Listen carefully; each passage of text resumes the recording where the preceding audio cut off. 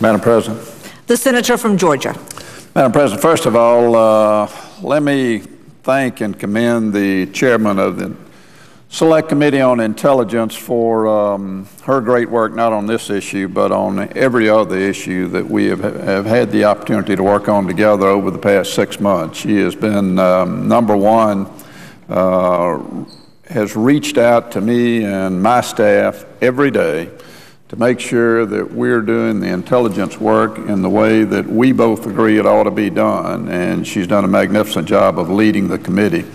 The nomination of David Petraeus is a classic example of how she has led our committee, and that is that we need a very smooth transition, a very quick transition when it comes to the leadership of the intelligence community.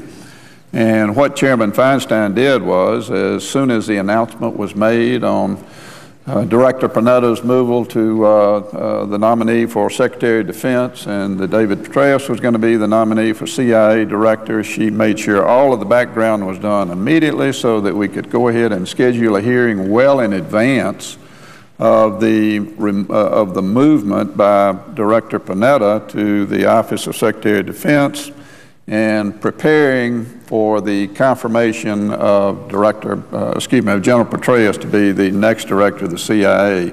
That's not always easy, but she made sure it got done, and I want to commend, too, the Majority Staff Director, David Granis, as well as the Minority Staff Director, Martha Scott Poindexter, for their work in doing the background that was needed to be done to allow this nomination to move very quickly. And it's a pleasure to work with Chairman Feinstein. She certainly has the best interest of America and Americans at heart from an intelligence standpoint, and she's doing a terrific job, and it's a pleasure to work with her. Thank you.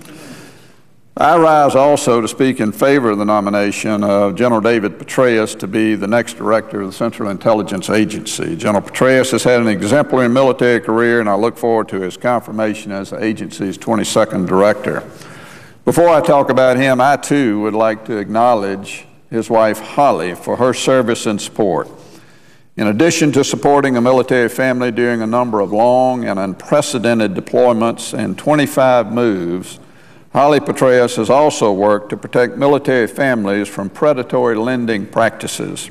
I appreciate her long-standing commitment and support of our men and women in uniform and want to thank her for joining her husband in answering our nation's call of duty. The strain on a military family just can't be overstated, and Holly Petraeus is certainly an individual who exemplifies everything that's good about how a military family needs to support the military member, and I truly commend her for her great service to our country in that respect. The nomination of David Petraeus comes at a pivotal moment in our history as we face threats from across the globe.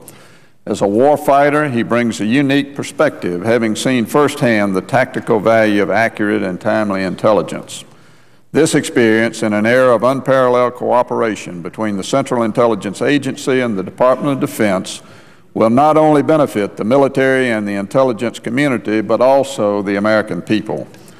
General Petraeus graduated from West Point in 1974, but he has spent the better part of the last decade on the battlefields of Iraq and Afghanistan. No matter what the task, David Petraeus has always answered this country's call. Most recently, after turning around the war in Iraq and putting us on a path to success, he left his position as commander of U.S. Central Command, where he was again called upon for an unexpected deployment to Afghanistan. General Petraeus understood the importance of the mission and accepted the assignment with vigor. And after leading the surge in Afghanistan, many expected him to retire from the military and public service, but not David Petraeus. He has decided to accept one of the most challenging positions in the U.S. government. As the director of the CIA, General Petraeus will face a number of critical challenges, many of which can't be anticipated. However, without a doubt, the threat from terrorism will remain the focal point for the CIA and for the new director. The successful strike on bin Laden removed al-Qaeda's leader, but not the threat from terrorism. The al-Qaeda core has been weakened, but their extremism and violence continues to spread through affiliates like AQAP in Yemen and other like-minded radicals. General Petraeus understands these threats, and I look forward to working with him to make sure the nation remains vigilant through these very uncertain times. I recall very vividly my first encounter with David Petraeus. It was in Iraq when he was in charge of the training of the Iraqi security police and the military personnel. And I remember standing on a rooftop outside of Baghdad and observing an operation, a training mission that was going on where Iraqi security police and military personnel were interacting and carrying out this training mission with U.S. military personnel. And just being around David Petraeus that first day, you could sense that there was something special and something different about this great leader. The respect that he commanded from all of his subordinates and the respect that he showed to his superior officers was evident. And it was pretty obvious that there was something very unique about David Petraeus. Obviously, he has gone on to provide the right kind of leadership that America has grown to expect from our great military leaders, and certainly David Petraeus has exemplified the very best that the United States military has to offer. It's also important that we note, as Chairman Feinstein stated, that there are some other folks who are moving to different positions or leaving public service that have been so valuable to the intelligence community. I've had the privilege of working with Secretary Bob Gates as a member of the Armed Services Committee on a fairly regular basis, and Secretary Gates would be the first one to tell you he and I hadn't always agreed on everything, and that's part of what makes this institution work so well and what makes our country such a great country.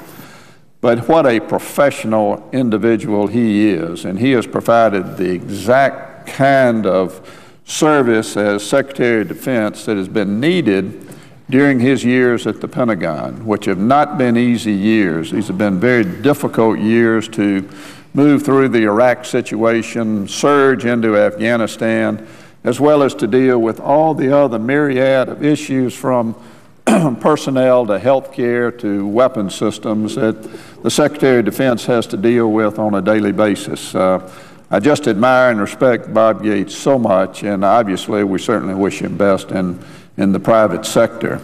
Leon Panetta moving from the CIA to the Office of Secretary of Defense is a natural, and as I have stated on this floor previously, I miss him, will miss him as the director, because I think he's done such an exemplary job. He came in without a lot of the experience from an intel standpoint that some folks thought that the director should have. But having worked with Leon Panetta when he was Chief of Staff to President Clinton, having worked with him as Director of OMB under President Clinton, I knew what kind of man he is. And I knew that Leon would adapt very quickly, and that is exactly what has happened. He rolled his sleeves up and went to work. He has traveled around the world, meeting not only with leaders of other nations, but he always makes sure that he goes down and visits not just the station chief in the countries where he's visiting, but the personnel that really are out there putting their life on the line every day to try to protect America and Americans. And he has certainly gained the respect of every individual at the CIA as well as members of this body. And not only has he gained respect, but the morale at the CIA today is probably the highest it's been since I have ever been involved over the last decade with the CIA. I think he's done just a magnificent job, and he's going to do likewise as the Secretary of Defense. The chairman is right. Mike Morrell stepping in for the next couple of months will allow us to have a very seamless transition during the interim, because Mike is such a gifted professional and he appears before the committee on a regular basis, and he does provide the direct, unfiltered, raw kind of information that we need to hear. And he is a great individual. He's been a great leader as the #2 person at CIA, where he will continue to serve. And during the interim, he's going to continue that kind of leadership that we, again, have grown to expect from the Director of the Central Intelligence Agency. So I'm very pleased that Mike Morrell is in the position that he is at this point in time, so that we'll continue to have the right kind of leadership at the agency. With that, Madam President, let me just say that we had a unanimous vote out of the committee on the nomination, the confirmation of David Petraeus, and I, like the chairman, hope that we have a very outstanding unanimous vote today for General Petraeus to be confirmed as the next director of the CIA. And with that, I would yield the floor.